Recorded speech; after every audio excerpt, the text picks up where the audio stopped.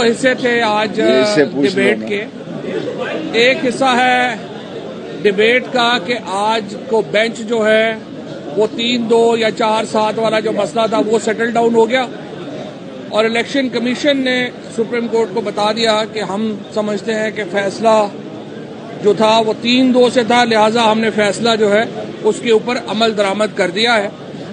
لہٰذا جو بینچ کے بارے میں جو معاملات اور چیزیں اٹھائی گئی تھی وہ تو شروع میں ہی ختم ہو گئی اور اب جو بینچ ہے وہ دوسرے حصے کی طرف جا رہا ہے، جس میں انہوں نے الیکشن کمیشن سے پوچھا کہ آپ الیکشن کیوں نہیں کرا رہے، اور الیکشن کمیشن نے اس کے جواب میں یہ کہا کہ ہمیں یہ بتایا گیا ہے کہ پاکستان بحیثیت ریاست کولیپس کر گیا ہے، نہ ہمارے پاس $8-10 ملین ہیں جس سے ہم یہ الیکشن کروا سکیں، نہ ہمارے پاس سیکیورٹی کے لیے لوگ ہیں کہ جن کو ہم سیکیورٹی دے سکیں، اور نہ ہی کوئی ایسا اور ہمارا باقی رہ گیا ہے کہ جس سے ہم کہیں کہ یہ ملک ایک فنکشنل ملک ہے. میں یہ سمجھتا ہوں کہ اللہ کا لاکھ لاکھ شکر ہے کہ آج یہ سماعت جو ہے وہ لائیو نہیں تھی. ویسے تو میں چیف جسٹس صاحب سے ریکویسٹ کرتا ہوں کہ یہ لائیو دکھا دیں کہ حکومت کیا رہی ہے ملک کے بارے میں. حکومت یہ کہہ رہی ہے کہ جناب یہاں پہ اتنا زیادہ دہشت گردی ہے کہ ہم اسے کنٹرول نہیں کر سکتے، یہاں پر اتنا زیادہ پیسوں کا بحران ہے کہ ہم پیسے نہیں دے سکتے، اور بنیادی طور کے اوپر پاکستان ایک فیلڈ اسٹیٹ ہے. یہ حکومت کا موقف ہے الیکشن نہ کرانے کے لیے.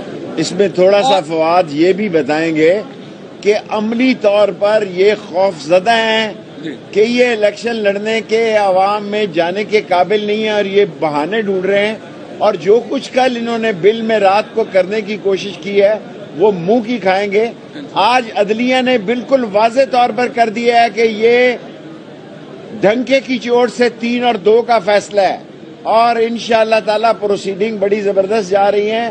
انہوں نے اٹارنی جنرل سندھ کو بھی KPK کو بلایا، پنجاب کو بھی بلایا، اور اٹارنی جنرل کو بھی بلایا. الیکشن کمیشن کا کوئی مسئلہ نہیں، اس نے تو کہا کہ میرے پاس نہ پیسے ہیں، نہ فورس ہے، نہ مال ہے، نہ انٹیریئر منسٹری کی اجازت ہے.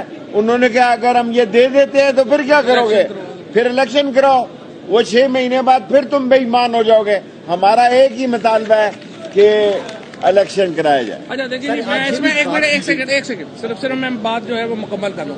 اچھا، حکومت کا جو بنیادی کلیم ہے وہ یہی ہے کہ الیکشن کے لیے ہم اس لیے نہیں کرا سکتے کہ پاکستان بحیثیت ریاست جو ہے وہ کولیپس کر چکا ہے اور یہ ہم نہیں کر سکتے. الیکشن کمیشن نے کہا ہے کہ اگر آپ اسسٹنس دے دیں اور ہمیں پیسے دے دیں اور اسسٹنس دے دیں تو ہم کرانے کے لیے الیکشن جو ہے وہ تیار ہے. اس کے بعد چیف جسٹس صاحب نے ان سے پوچھا کہ یہ 6 اکتوبر کی آپ کو 8 اکتوبر کی تاریخ آپ کو کس نے دی، کہاں سے یہ آپ کے اوپر نازل ہوا کہ 8 اکتوبر کو جو ہے وہ ہم کر لیں گے. تو الیکشن کمیشن کے پاس کوئی جواب نہیں تھا، آئیں بائیں شائیں وہ فلانے نے کر دیا تھا، فلانے نے کر دیا تھا. اور چیف صاحب نے پھر اس کے بعد آبزرو کیا کہ آپ کی باتوں سے تو لگتا ہے کہ آپ 8 اکتوبر پہ بھی سرٹن نہیں ہے، اور یہ سرٹن نہیں ہے. جس طرح شیخ صاحب نے ابھی کہا ہے، دیکھیں سارا مقصد یہ ہے کہ نامزدگیوں کے اوپر پاکستان کے عوام کو اقتدار سے باہر رکھا جائے. اگر یہ اتنی سیکیورٹی سچویشن خراب ہے تو آپ ساری پولیس اس وقت جو ہے، ساری رینجرز جو ہے وہ تحریک انصاف کے لوگوں کو اٹھانے میں کیوں لگی ہوئی ہے؟ ساری اس وقت سوشل میڈیا کے ٹیم کے بچے ہمارے جو اٹھائے جا رہے ہیں، اظہر مشوانی آج 6 دن میں لاپتہ ہے. یہ ساری پولیس اگر اتنے حالات خراب ہیں تو آپ ان کو بتائیں کتنے ٹیررسٹ آپ نے اٹھائے ہیں، کتنے آپ نے جو اب تک جو پشاور میں ہمارے 100 پولیس کے جوان شہید ہوئے، اس کیس کی کیا ڈیٹیل ہے، وہ کون نکلا ہے، کسی کو سزا ہوئی ہے، کوئی بندہ پکڑا گیا ہے، ہمیں تو نہیں پتا.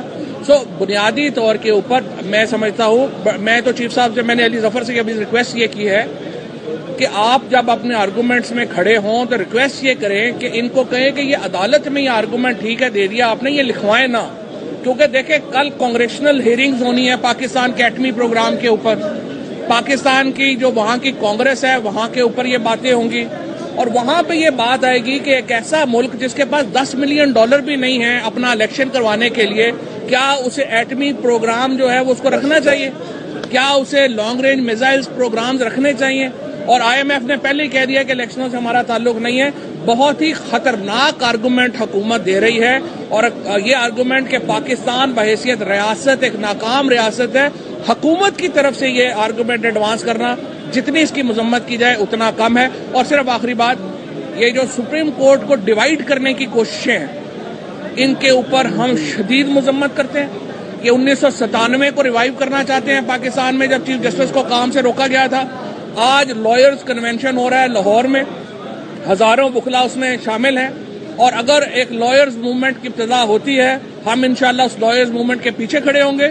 ہم سپریم کورٹ کے اندرونی معاملات میں ہمارا کوئی تعلق نہیں ہے، وہ ججز جانے آپس میں. ہم نے سپریم کورٹ کے پیچھے کھڑا ہونا ہے اور انشاءاللہ اس ادارے کو طاقتور ساری قوم کھڑی ہے. ساری قوم